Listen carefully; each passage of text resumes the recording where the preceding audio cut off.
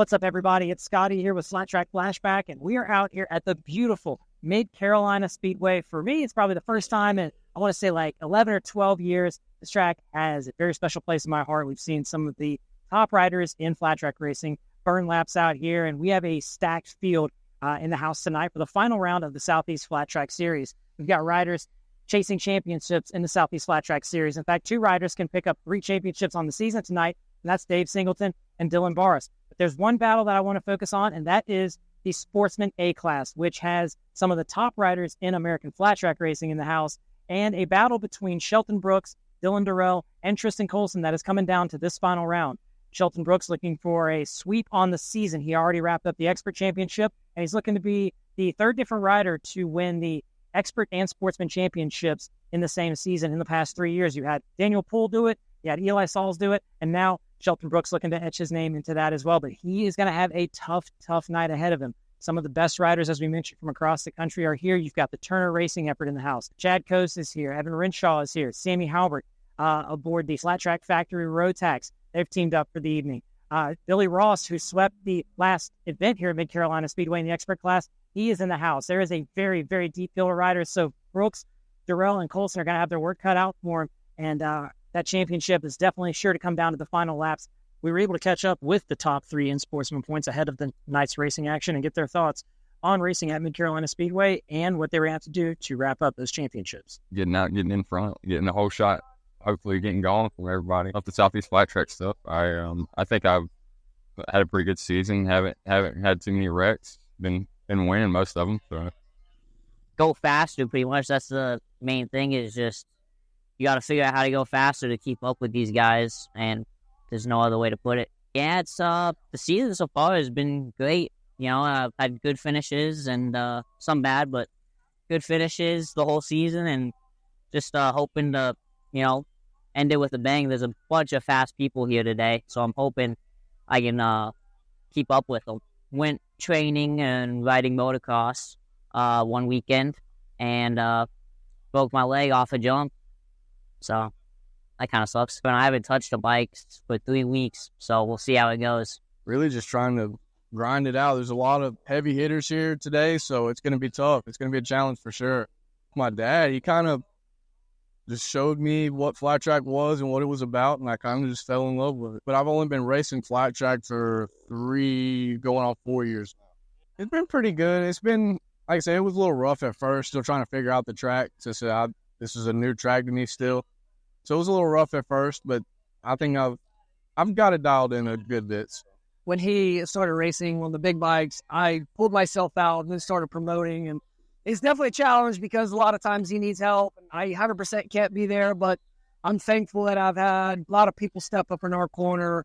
Bill Barras has been one of our rocks. It's really helped us dial these Kawasaki's in for Tristan, and just other people like him helping us out has been instrumental. Feels awesome. They closed down like right before I started racing, and I don't remember the exact year that they closed down. But I do know from people that raced it before me that it was a really good track in the past. It seems like it's just as good as it was then. Nobody really has any place. Track's never really rough. It's weird. I like it. Some people don't. But, you know, sun starts going down, especially, you know, when we're around summertime. Sun will go down and the track dries out, but you can't prevent that anywhere. You know, it's a weird shaped track.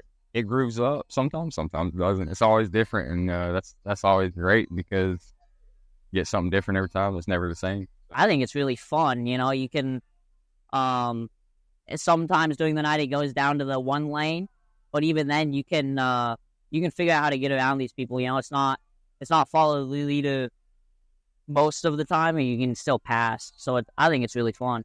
How we came to the finale at Mid Carolina Speedway, number one, Lee Blackman has put in so much effort and work into this place. It's a great track. Lots of people have stepped up to help, whether it's cutting grass or putting up new lights or doing our PA system. And for me, I really feel like this track needs it to sustain, and we're excited to bring a lot of people back to this track that used to know it from the early 2000s. So yeah, I couldn't be more thankful to have the opportunity to be a part of our season finale, which is going to be a banger today. With so much exciting racing to get to, let's take a look at how it all played out on this beautiful, beautiful South Carolina evening. The experts wasting no time giving us a show on the night. In this heat race, Blake Lomas leads Evan Renshaw aboard the Andrew Butler gas on the night. Front wheel comes up, hang on, Evan, putting on a show for the fans. Let's take a look at it one more time, even better in slow motion. Renshaw aboard that Andrew Butler gas on the night. It's fun to see riders switching up their machines at these outlaw events. Last lap, Lomas still leads, Renshaw hounding him, but Lomas slips wide. Renshaw power to the ground. Front wheel comes up again. Little show for the fans. What a way to cap that heat race. Drama later in the night. Sportsman class. Sammy Halbert goes down hard on that Flat Trak Factory road tax.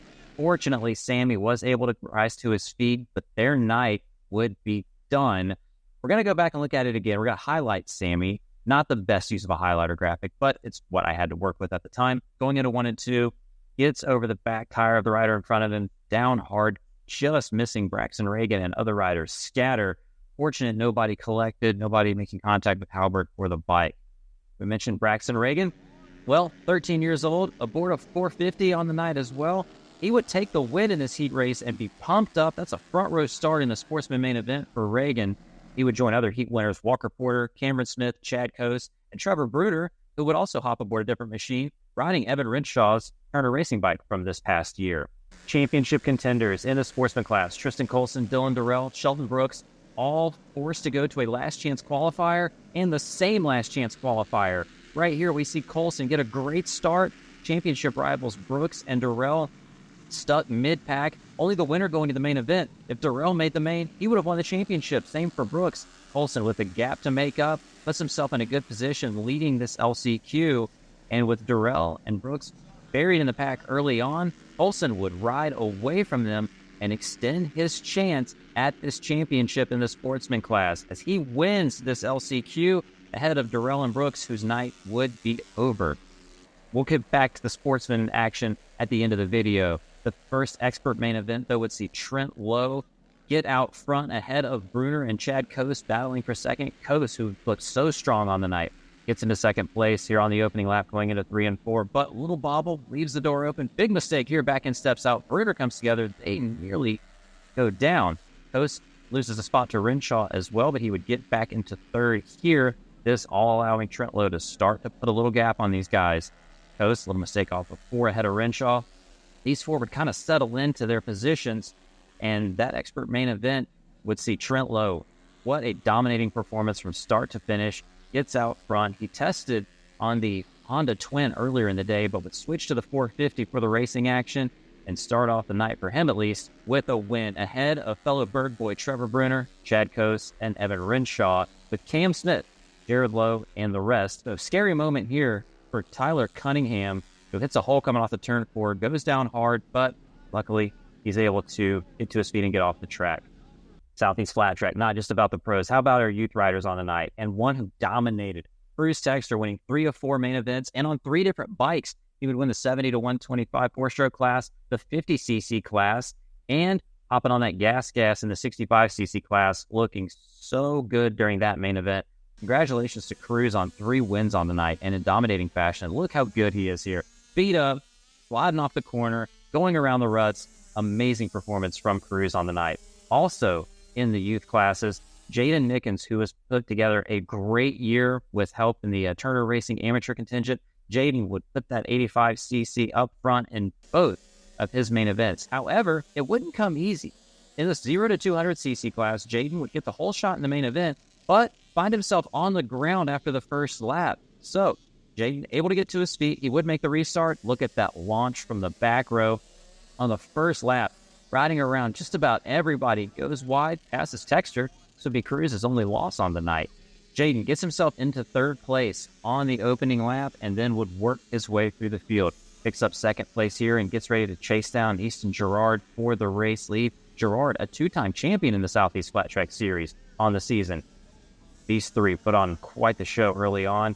Nickens hounding Gerard going into 1 and 2, looking to get back to the front where he started the race, and there it is, pass for the lead, and Nickens starts to pull away from the battle for second place. This would, as you know, we've already mentioned, Jaden won both of the 85cc, or both of the races he contested aboard that 85cc machine. By the time he got to the lead, he would not be challenged. There would be a good battle for second behind him. Jaden comes across to take the checkered flag. How about this drag race to the line? And it would be Gerard who comes home in second, ahead of the 613 machine of Parker. In the 40-plus class, it was battle of the 5-letter last names. Boyle v. Buono, Mono e Mono. Buono up the inside of Greg Boyle here as they go across the line. Boyle fighting back on the outside. Going down the back straightaway. Brian Buono tries to close in, runs in hot on Boyle. Gets a little too wide, not able to get the bike turned and squared up in time. And so Greg Boyle would go on to take the victory in the senior 40-plus class on the night. The other vet class sees Steve Johnson, who won both races at Mid Carolina earlier in the year, go for the three-peat, and he would win the super senior class on the night. In a special moment, the race was called by his son, Jace Johnson, from the Tower, the new voice, Southeast Flat Trak on the night. In the amateur classes, first, Open Am. Nick Buono gets out front ahead of Braxton Reagan and Ryan Barber, and these three would be the focus of the amateur class. Barber able to get by Reagan here as he goes up the inside, takes over second place and would chase after Buono, going to 1 and 2. A little moment here for Buono, pushes the front a touch, going to mess up his drive off the corner. Barber able to find his way up the inside going into 3 and 4, and Barber would take the lead and start to stretch it out while Reagan and Buono would battle it out for second place. Eventually, Reagan would make the pass on Buono and start to chase down Barber on the final lap, battling for the lead. Again, these two put on a clinic in the amateur classes throughout the night. Definitely appeared to be class of the field. Reagan with a chance around the outside, tries to get the drive. Front wheel comes up, not quite able to make the move by the line. Barber holds off Reagan for the win. Now, it's not the same race, the 450 amateur class, but it's the same three riders out front. Buono repeats his whole shot. Barber repeats the pass for second, but Reagan this time gets a better drive off the corner, looking to not see a repeat of the open amateur main event. Reagan staying close. Barber gets a little wide. Reagan with a chance up the inside. He will make the pass on the 450. Again, Braxton Reagan, only 13 years old, hasn't been riding a 450 for very long. Looked really impressive on this night. Reagan, a little high-low line that he'd been running throughout the night, makes it work as Buono goes wide off the corner, and Reagan will take the lead in the 450 amateur class with Barber following him through. And this time, Reagan would get a little redemption as he would pull away from Buono just enough to take the victory. Speaking of redemption, as we head into the 125 to 250 class, Buono leading Reagan this time on the final lap. He's been forced to settle for third in the open and 450 amateur class, but looking to take a win on the night in the 250 AM. He does slide wide again, but Reagan's back in, steps out, messes up his drive, and Nick Buono would take the win in the 250 amateur class. And speaking of the name Buono, how about Rocco Buono taking the victory in the open novice class aboard that 33A machine? The Buono family are busy on the night, getting victories in a couple of different classes at the Southeast Flat Trak finale. In Mad Dog action, David Popel would put on a show for us aboard this machine en route to his victory on the night. Little battle with Dave Singleton earlier in the race. Singleton would be our Mad Dog champion on the year. Popel the winner on the night. In the open vintage class, it would see Alex Childs pull out to a comfortable lead. He would take the win on the night in the open vintage class ahead of Steve Johnson. On the hooligan, how about Robert Lewis? Look at that, high and wide on his Harley Davidson. And Robert would give us a couple of scares on the night. We've seen that hole in 3 and 4 catch people out. How about here? Oof. Little moment coming off of turn 4. He had to dodge that and a down rider in an eventful hooligan race. 3 riders, but no shortage of action here. Lewis, though, stay comfortable out front and take the victory. Now, that Sportsman main event that we started the show with. All the top contenders on the property doing battle. Bruder gets the whole shot.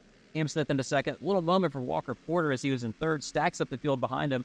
Renshaw able to capitalize. Gets into third. Coast gets under him in fourth. Porter will start to shuffle backwards in the pack, trying to prevent a repeat from the opening main event where the leader checked out. Smith and Renshaw height on the back wheel of Bruner. Big mistake from Smith, though, and that allows Evan Renshaw to get up the inside. Coast tries to follow him through. Not wide on this lap. Remember that championship battle. Tristan Colson, he needs to finish 7th on the night. Currently sitting in 9th, trying to chase down Walker Porter. 2 spots out of it. Could he pull off a miraculous comeback? Back up front, Bruner, Renshaw, putting together one of the best laps around Mid Carolina Speedway that I'd have ever seen. Throws it in hard into 1 and 2. Gets right up on the back wheel of his old machine. that Bruder was riding on the night, but couldn't quite make the pass there. Here we see Cam Smith, little moment out of turn 2 again. Chad Coase takes third place from him at this point. But back up front, Bruder was able to fend off charges from Renshaw lap after lap and hang on to take the victory in the Sportsman main event on the night. Hopping aboard the Turner bike, the two guys switching up their machines for the night, finish off 1-2 on the night. Bruder sweeps the expert class for the Berg boys, and Renshaw would come home second. Behind him, Chad Coase picks up another podium ahead of Cam Smith, Jared Lowe, Billy Ross, and where's Tristan Colson? A one spot just missing out on what would have been a tie for the Sportsman Championship. He has to settle for 1 point back of Shelton Brooks. So, final tally in the 2024 Southeast Flat Trak Sportsman A class, it would be Shelton Brooks who brings home the championship by just 1 point over Tristan Colson. Colson needing a 7th place finish to force a tie, and Colson would have owned the tiebreaker given that he won a race in that class this season. Dylan Durrell comes home 2 points out of the championship, battling through that broken leg. Blake Lomas would be 4th, and Walker Porter, who picked up 2 wins in this class on the year, is 5th. We want to give a huge shout-out to riders who brought home multiple championships during the 2024 Southeast Flat Track season. Already spoke about Shelton Brooks with his Expert and Sportsman A titles, but also Dylan Barris, who brings home 3 championships, the 125 and 250 amateur, 450 amateur, and open amateur titles. Dave Singleton, 3 championships as well in the open vintage, senior 60+, and the Mad Dog Open class. And Easton Gerard brings home the 85cc championship and the 0 to 200cc championship. Additional championship winners on the season: Ray Priestley, the senior 40+ champion. Tristan Colson does bring home a championship in the twins class. Johnny Hawk brings home the championship in the hooligan class on the year, and Roxy Bruton wins the 65cc championship. Also, Kaysen Lopez, the 70 to 125 4-stroke champion. Hunter Hawk, our open novice champion on the year. Brianna Everett brings home the championship in the Mad Dog stock class. Mason Pittman wins the mini bike championship. Those bikes contested the rounds at Masters Motorplex earlier in the year, with Pittman winning both. Speaking of winning both your races, Cruz Texter is your 50cc champion, book ending the season with a victory, and those 2 wins enough to win him the championship in the 50cc class. Fireworks galore on the night. What a wonderful evening at Mid Carolina Speedway.